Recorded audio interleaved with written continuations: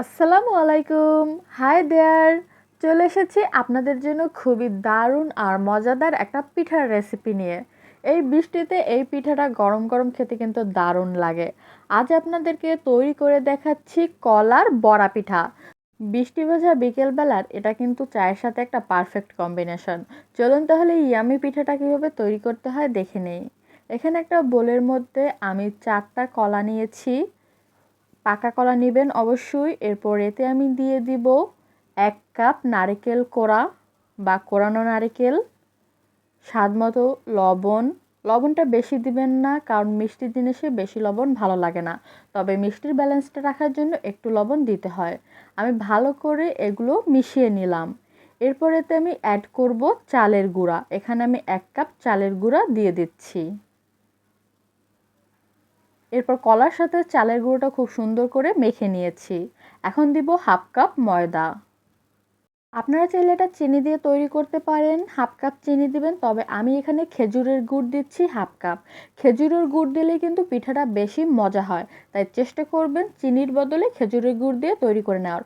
ভালো করে মেখে নিয়েছি, এতে এক্সট্রা কোনো পানি দিব না, তবে ভিজে যাওয়ার পর যদি প্রয়োজন হয় একটু পানি দেব। এখন 3 ঘন্টা এটাকে এভাবে রেস্টে রাখবো। ভিউয়ার্স, 3 ঘন্টা পর ফিরে আসলাম। আমি একটা ছোট বাটিতে ট্রান্সফার করে নিয়েছি।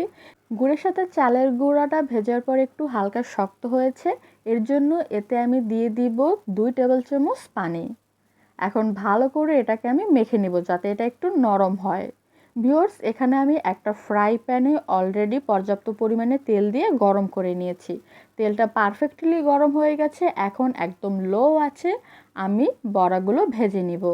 আমি মোটামুটি মিডিয়াম সাইজের কিছু শেপ দিয়ে বড়াগুলোকে তেলে ছেড়ে দিচ্ছি। আপনারা চাইলে এর থেকে বড় বা ছোট করতে পারেন। এখন একদম লো আছে, লাল হয়ে যাওয়া পর্যন্ত এগুলোকে আমি ভেজে নিব। ততক্ষণে আপনারা চাইলে আমাদের চ্যানেল সাবস্ক্রাইব করে দিতে পারেন। আবার চাইলে ফেসবুক, ইনস্টাগ্রাম আর টিকটকে আমাদেরকে ফলো করতে পারেন।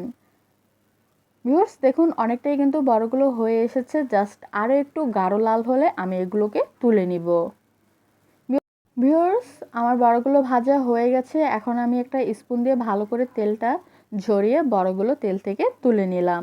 আপনাদের এই রেসিপিটা কেমন লেগেছে অবশ্যই আমাদেরকে কমেন্ট করে জানাবেন।